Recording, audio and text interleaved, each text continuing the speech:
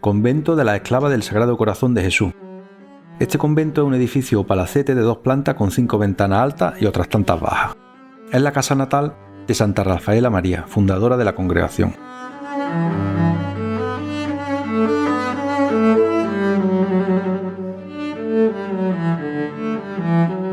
En la habitación donde nació esta santa peraveña se encuentra el oratorio, lugar muy visitado por personas venidas de todos los lugares de España y del mundo.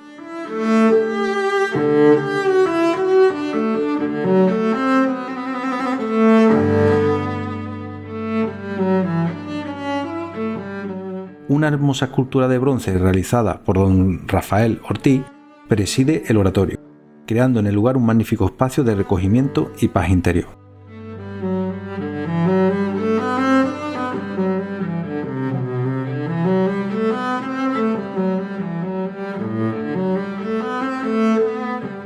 El convento de la Congregación de las Esclavas del Sagrado Corazón de Jesús es todo un monumento digno de ser visitado, sin olvidar que en su interior se encuentra el Museo de Santa Rafaela María.